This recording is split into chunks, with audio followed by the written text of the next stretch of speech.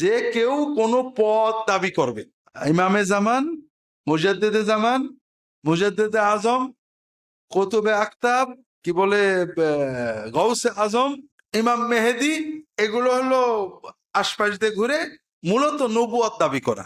আপনাদের একটা মজার কথা কই, রাগ করেন না।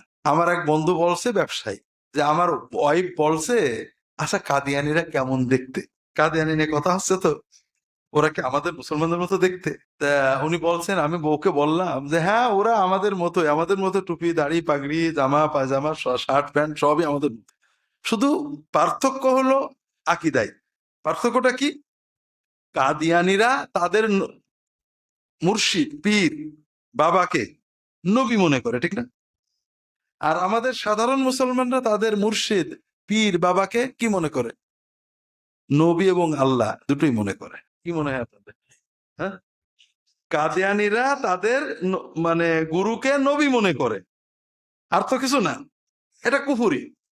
আর আমাদের যারা সাধারণ মুসলমান, যাদের আমরা খুব ভালো মুসলমান বলছি, তারা তাদের পীর সাহেবকে নবী মনে করে, আল্লাহ মনে করে। যা করবে সেইটা দিন। নবী মানে কি? যেটা করবে ওইটাই দিন।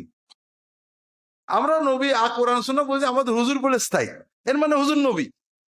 আর আল্লাহ মানে ভালো মন্দ, কল্যাণ অকল্যাণ, হায়াত মৌত, তাও মানে নবী পীর সাহেব, আল্লাহ পীর সাহেব, নাউজুবিল্লাহ। এখন এই সমস্ত দাবি দেওয়ার মাধ্যমে মূলত সে নিজেকে নবী দাবি করে, আমি যা বলি তাই। আর এটার আরেকটা খুব সহজ মেয়া, আল্লাহ রাসূল বলছেন, মান কালা হালাকান নাসু ফাহুয়া আহলাকুহুম।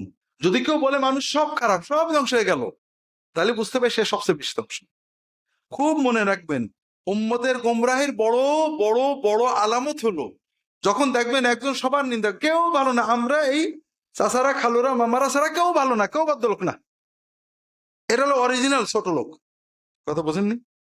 যারা এগুলো বলে তারা বলতে চায় মোহাম্মদ সাল্লাল্লাহু আলাইহি ওয়াসাল্লাম একটা ব্যর্থ নবী, নাউজুবিল্লাহ। মানে অরিজিনাল মুসলমান আমরা 39 জন ছাড়া কেউ না। কথা বোঝেননি? নবীজির উম্মত 39 জন হলে বা আপনার খুশি হন, না শত শত কোটি হলে খুশি হন? তাহলে ইসলাম ছোট করছেন কেন?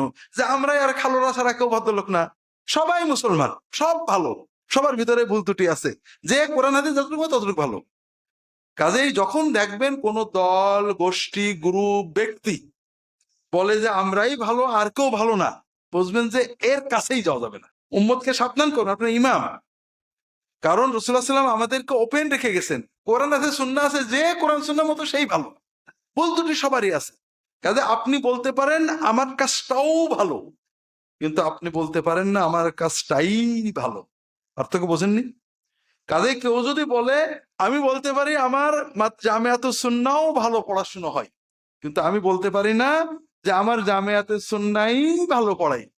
এটা আমি যদি বলি তাহলে বুঝবেন যে আমি আমার ব্রেন নাটবট ঢিল হয়ে গেছে। কথা বোঝেননি?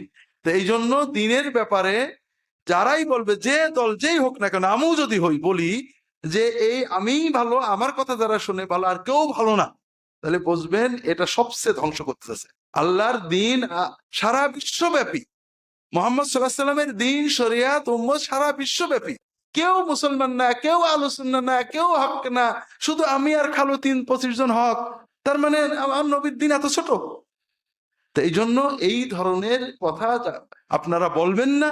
যারা বলে তাদের থেকে দূরে থাকবেন, এবং এগুলো কথা যে খারাপ এটা খেয়াল রাখবেন। তবে একটা জিনিস সবসময় মনে রাখবেন, যে আমরা যখন কিছু সমালোচনা করি, কথার সমালোচনা করি, আমলের সমালোচনা করি, ব্যক্তির না। অনেক সময় ভালো মানুষ এটা খারাপ কথা বলে ফেলতে পারে, আমরা কথাটাকে খারাপ বলবো, যদি তার অন্যান্য কাজ ভালো হয় ভালো। কথা বুঝতে পেরেছেন তো আপনারা?